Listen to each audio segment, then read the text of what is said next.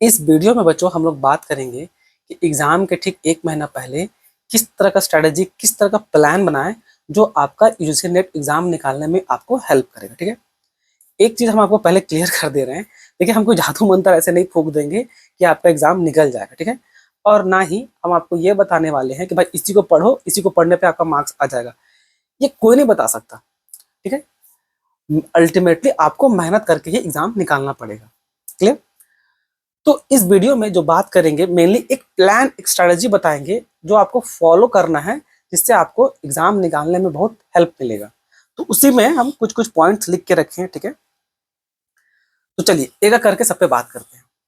देखिए, पहला पॉइंट जो हम लिख रखे हैं आपके लिए, आप लोग में से बहुत सारे स्टूडेंट लोग हो सकता है अलग अलग एमसी, अलग अलग जो मॉक टेस्ट होता है उसको आप सॉल्व कर रहे होंगे। ठीक है, ठीक है, आप मॉक टेस्ट सॉल्व कीजिए, हमको उससे कोई दिक्कत नहीं है।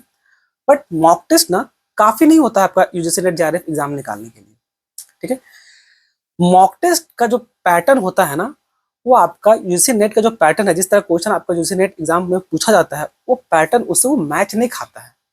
तो जब तक वो मैच नहीं खाएगा ना, तो आप कितना मॉक टेस्ट दे दीजिए, वो किसी काम का नहीं है। ठीक है, अब इसमें एक चीज और हो सकता है कि आपका मॉक टेस्ट में आपको बहुत डिफिकल्ट क्वेश्चन पूछ रहा हो, आप कुछ नया नया सीख भी रहे हो। देखिए बच्चों, सब कुछ नहीं सीखना है आपको। आप सब कुछ सीख के क्या कीजिएगा? आपको बस वही चीज फोकस करना है जो आपका यूजीसी नेट एग्जाम में आपका पूछा जा रहा है। ठीक है, अब यहाँ पर ना एक चीज जो अपना दिमाग में एकदम डाल लीजिए और अपना थोड़ा सा रैशनल होकर के थोड़ा बुद्धि के साथ सोचिए। तो हम लोग एकदम क्लियर कट बता रहे हैं कि एग्जाम निकालना एक तरफ और नॉलेज गेन करना अलग होता है। दोनों दो अलग अलग चीज है। नॉलेज गेन आपको पढ़ने के समय में करना था। अब एग्जाम आपका सर पे आके बैठ गया है, तो केवल एग्जाम निकालने पे फोकस कीजिए। ठीक है, सिर्फ फोकस कीजिए कि क्या पढ़े जो आपका यूजीसी नेट एग्जाम में पूछा जा रहा है, सिंपल भाषा में। जो आपका यूजीसी नेट एग्जाम में पूछ रहा है केवल वही पढ़िए और कुछ नहीं। जिस तरह का पैटर्न का वो क्वेश्चन सॉल्व कर रहा है, उसी तरह का पैटर्न का क्वेश्चन भी आप सॉल्व कीजिए। जिस तरह का पूछ रहा है जिस पैटर्न पे ना, उसी पैटर्न का क्वेश्चन ही सॉल्व कीजिए। दुनिया भर का डिफिकल्ट क्वेश्चन सॉल्व करने से आपका एग्जाम नहीं निकलेगा, और आपको जानना भी नहीं है, ज्ञानी थोड़ी ना बनना है आपको। जो जरूरी है केवल उसको फोकस कीजिए। ठीक है, तो करें क्या? सबसे बेस्ट यही है कि आप प्रीवियस ईयर क्वेश्चन को सॉल्व कीजिए। प्रीवियस ईयर क्वेश्चन आपका 10 साल का, 15 साल, जितना साल का आपको मिल सके उसको आप सॉल्व कीजिए। ये मत बोलिएगा कि सर तो पैटर्न तो उस समय चेंज हुआ था। नहीं, पैटर्न भले चेंज हुआ, लेकिन क्वेश्चन का जो टाइपिंग है देखिएगा अभी भी मैच करता है। भले ही पहले कोई और कंडक्ट करा रहा था एग्जाम, अब कोई और करा रहा है, पर उससे कोई फर्क नहीं पड़ेगा। ठीक है, आप प्रीवियस ईयर क्वेश्चन को सॉल्व कीजिए जितना आपको मिल सके, 10 साल का, 15 साल का। ठीक, तो क्या प्रीवियस ईयर क्वेश्चन सॉल्व करना ही काफी होगा? नहीं, काफी नहीं होगा। ये एक हद तक आपको कॉन्फिडेंस तो ले आएगा, लेकिन वो काफी तो नहीं होगा। तो क्या कीजिएगा? अब यहां पर आप क्या कीजिएगा कि प्रीवियस ईयर क्वेश्चन को सॉल्व करने समय, जितना साल का भी प्रीवियस ईयर क्वेश्चन सॉल्व करने समय, आप ना तो थोड़ा उल्टा सॉल्व कीजिएगा। ऐसा नहीं कि जैसे कि मान कीजिए आपके पास 10 साल का है। ठीक है, अभी 2025 चल रहा है और 2015 का, 2015 से 2025 नहीं जाइएगा, नहीं, उल्टा जाइएगा, 2025 से 2015 की तरफ बढ़िएगा। ठीक है, अब फोकस कीजिएगा कि हर साल जो क्वेश्चन पूछा जाता है ना, उसमें देखिएगा कुछ कुछ टॉपिक ऐसा होता है कि वो उससे हर साल क्वेश्चन पूछता है, और अगर हर साल नहीं पूछा तो एक एग्जाम के बाद नेक्स्ट एग्जाम में जरूर पूछता है। तो आप उस सभी टॉपिक को एकदम फोकस कीजिए कि हाँ यार, इस साल पूछा था, एक साल छोड़ करके अगला साल फिर पूछा है, इस साल अगले, फिर 2 साल बाद फिर पूछा है, फिर 3 साल बाद फिर पूछा है। तो उस टॉपिक पे आप एकदम डिटेल नोट्स बनाइए। ठीक है, केवल उस एमसीक्यू को रट नहीं लीजिए, नहीं, उस पर डिटेल नोट्स बनाइए। क्यों? देखिए, इस साल वो पूछा, इसका मतलब ये थोड़ी ना कि जो अगला साल जब भी पूछेगा या जब भी पूछेगा तो सेम टू सेम क्वेश्चन पूछ देगा आपसे। नहीं, वो उसको थोड़ा सा घुमा करके पूछेगा, या तो कुछ कुछ अलग जानकारी जो उसमें कुछ और ऐड होगा, उस इंफॉर्मेशन उससे पूछेगा, उस टॉपिक से लेकर के। तो इसलिए इस तरह का सारा टॉपिक निकालिए और उस पर डिटेल नोट्स बनाइए। ये आपको बहुत हेल्प करेगा। ठीक है, अब दूसरा पॉइंट पे बात करते हैं। ठीक है, तो प्रीवियस ईयर का एमसीक्यू के बारे में बता दिए, और हर टॉपिक पे आपको डिटेल नोट्स बनाना है, वही बता दिए। कैसे निकालिएगा? प्रीवियस ईयर क्वेश्चन को सॉल्व कीजिएगा और फोकस कीजिएगा कौन सा टॉपिक हर साल पूछा जा रहा है। इतना आपके पास अंडरस्टैंडिंग होना चाहिए। अब आपको यही समझ में नहीं आ रहा है कि ये टॉपिक का क्वेश्चन पूछा गया, 2 साल बाद सेम वही टॉपिक है कि नहीं, तो फिर बहुत दिक्कत है। फिर आप पढ़े क्या इतना दिन से?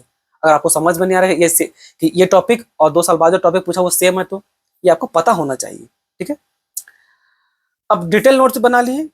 अब डिटेल नोट्स बनाने के बाद अब यहाँ पर कुछ क्वेश्चन को सॉल्व करने समय एक बहुत गंदा आदत होता है हम लोग का कि हम लोग ना थोड़ा सा बहुत ज्यादा सिली मिस्टेक करते रहते हैं। उस सिली मिस्टेक से बचिए। जैसे कि लिखा हुआ वॉलंटरी आप पढ़ लिए, इन लिखा हुआ था मतलब आप क्वेश्चन जो सॉल्व किए हैं, बहुत बार होता क्या है ना कि आप क्वेश्चन जब सॉल्व किया लिखे पढ़ किए रहते हैं तो वहां पर लिखा था वॉलंटरी, लेकिन एग्जाम में कर दिया क्या इनवॉलंटरी। तो इन सब चीज को भी बचिए। अगर वॉलंटरी लिखा हुआ आप पढ़ के आए हैं डजंट मीन कि वहां पर वॉलंटरी लिखा हो, होता ना थोड़ा एक्साइटेड हो जाते हैं, तो एक्साइटमेंट में गलती नहीं कीजिएगा। थोड़ा थोड़ा सा आपको खुद को काम रखिएगा, थोड़ा सा आपको बढ़िया से ठीक से रखना है। एग्जाम में एक्साइटमेंट कम दिखाइएगा। तो फोकस कीजिए कि वॉलंटरी के वॉलंटरी लिखा हुआ है कि नहीं। अगर इनवॉलंटरी लिखा हुआ तो उसको पहले फोकस कीजिए। कहीं कहीं होता है विच ऑफ द फॉलोइंग, आप पढ़ क्या होंगे which of the following are correct answer, और उसमें क्वेश्चन क्या पूछ दिया which of the following are not correct answer. अब आप देखिए क्या कि भाई सिमिलर टाइप का था और नॉट पढ़ना भूल गए। तो इन सब सिली मिस्टेक में एकदम बढ़िया से फोकस कीजिए, ठीक है। फिर कितनों आप कॉन्फिडेंट चाहिए, कितनों अच्छा से आपको आंसर आता हो, कभी भी ओवर कॉन्फिडेंट मत होइएगा। और ओवर कॉन्फिडेंट में आकर के ऐसा ना हो कि क्वेश्चन को आप ठीक से पढ़े नहीं और बस देखें, मतलब होता ना बस पढ़ लिए और आपको लगा कि हाँ ये 4 ऑप्शन है, 4 ऑप्शन में पहला ऑप्शन आपको लगा हाँ एकदम यही आंसर होगा और आप उसी को टिक मार के आगे, नहीं। सबसे बड़ा गलती। कितनों इजी क्वेश्चन रहे, एक बार पूरा क्वेश्चन को अच्छा से पढ़िए धीरे से थोड़ा सा, उसके बाद सारा ऑप्शन को पढ़िए सारा। हो सकता है आपको लग तो रहा हो कि पहला वाला करेक्ट है, लेकिन पता चलेगा बाद में दूसरा तीसरा चौथा करेक्ट होगा, ठीक है। आपको बस लगता है कि हाँ यही करेक्ट होगा, इसी को टिक मारते हैं समय बचाने के लिए।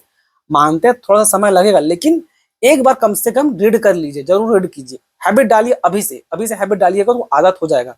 ये रातों रात हैबिट कोई बनता नहीं है, एक रात में हैबिट बनाना पॉसिबल भी नहीं होता, ठीक है। तो सारा जितना भी क्वेश्चन है सबको अच्छा से डिटेल से पढ़िए, जिसको भी आप सॉल्व कर रहे हैं, ठीक है। जो नहीं आता उसको तो स्किप ही मारिए, ठीक है। फालतू का उसमें दिमाग खर्च नहीं कीजिए, एकदम क्लियर बता रहे हैं। उसमें ईगो को नहीं लीजिए, नहीं आता है स्किप मारिए, नेक्स्ट क्वेश्चन जो आता है पहले उसी को सॉल्व कीजिए। तो क्वेश्चन को आराम से पढ़िए और जो भी ऑप्शन है उसको चारों का चारों ऑप्शन को अच्छा से देखिए, ठीक है। ये हो गया। उसके बाद जब आप हैबिट बना लीजिएगा, हैबिट बनाना जरूरी है। पहला हैबिट क्या बोले कि सिली मिस्टेक को अवॉइड कीजिए। दूसरा हैबिट बनाइए, कुछ भी हो जाए भाई हमको आंसर आता क्यों ना हो, कितनों तुम आप पढ़ क्या होंगे, और क्वेश्चन को अच्छा से पढ़िए, देख लीजिए वॉलंटरी का वॉलंटरी लिखा हुआ है कि नहीं, कहीं वॉलंटरी का इनवॉलंटरी तो नहीं लिखा हुआ है, ठीक है। जो द फॉलोइंग का करेक्ट की जगह जो द फॉलोइंग का नॉट करेक्ट तो नहीं लिखा हुआ है ना। इन सबको अच्छा से देखिएगा, ठीक है। जब इन सबको अच्छा से देख लेने के बाद, और एक और बात तो बोले कि इसी में जो आपको और बताए थे कि जो ऑप्शन सब है उसको भी अच्छा से रीड कीजिएगा। इन सबको हैबिट आप जब बना लीजिएगा ना, तो फाइनली आप दोबारा जो प्रीवियस क्वेश्चन जो आप एक बार सॉल्व कर लिए उसको 2 बार 3 बार सॉल्व कीजिए, ठीक है। यकीन मानिए उससे आपको हेल्प मिलेगा, ठीक है। चीटिंग नहीं कीजिएगा। चीटिंग मत कहने का मतलब है कि यही रट लिए क्वेश्चन को, नहीं रटिए, नहीं रट के कुछ नहीं होने वाला है। आप क्वेश्चन पढ़ के जाइएगा, थोड़ा घुमा के ही पूछेगा, तो दोबारा सॉल्व कीजिए। जो जो हैबिट सिखाए हैं और जो जो टॉपिक पे आप नोट्स बनाए उन सबको अच्छा से देखिए। और फाइनली बच्चों, जो आपको थोड़ा कड़वा लगेगा, एंड में ना, एंड में क्या होता है कि एग्जाम केवल आपका मेहनत के दम पे नहीं निकलता है। ये आज आपको समझ में ना आए, आपको अच्छा नहीं लग रहा होगा सुनने में जो हम बताने जा रहे हैं, देखिए मेहनत ना, मतलब एग्जाम ना आपका मेहनत प्लस किस्मत दोनों चाहिए। आप मान के चलिए एग्जाम निकलने के लिए आपका किस्मत प्लस मेहनत दोनों चाहिए।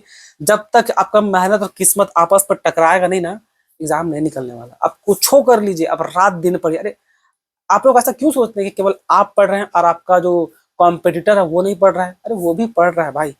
आप वैसा लोग के साथ सोचते हैं कि वो सो रहा होगा और आप पढ़ रहे हैं, नहीं ऐसा नहीं होता है। और आपके साथ ऐसा बच्चा के साथ आपको कॉम्पीट भी नहीं करना है जो आप कि वो सो रहा है और आप पढ़ रहे हैं। आपको कॉम्पीट करना उसके साथ जो आपका लेवल का टक्कर का पढ़ रहा है। है तो लिमिटेड सीट ही ना जेआरएफ का। तो यही बोलना चाह रहे हैं बच्चों, थोड़ा खराब लगता है सुनने में बट यही सच्चाई है। आपका मेहनत प्लस किस्मत। देखिए किस्मत कब आएगा किसी को नहीं पता होता है। किस्मत आपका पहला अटेम्प्ट में आएगा, दूसरा अटेम्प्ट में आएगा, किस अटेम्प्ट में आएगा बिल्कुल नहीं पता होता है, पर वो आता जरूर है। और अगर आप मेहनत करके नहीं रखिएगा तो किस्मत आएगा और चला भी जाएगा। इसीलिए मेहनत आपको हमेशा रखना ही है। मेहनत हर अटेम्प्ट पे आपको मेहनत रखिए, मेहनत अच्छा से करके जा रहिए। जिस पल किस्मत साथ देगा ना, देखिएगा आप सोचे भी नहीं होंगे और आपका एग्जाम जेआरएफ का निकलेगा। मैं खुद के साथ ऐसा हुआ था, मेरे साथ ही क्या, मेरे दोस्त के साथ ऐसा हुआ था। हम लोग 3 दोस्त जेआरएफ निकाल, सबके साथ यही हुआ है, ठीक है। किस्मत बहुत मैटर करता है। तो किस्मत प्लस मेहनत मैटर करता है, ठीक है। तो जो बोले हैं उसको आप फॉलो अप कीजिए, यकीन मानिए करके देख लीजिए, आपको हेल्प ही मिलेगा, ठीक है। तो इसी के साथ वीडियो को एंड करते हैं। धन्यवाद।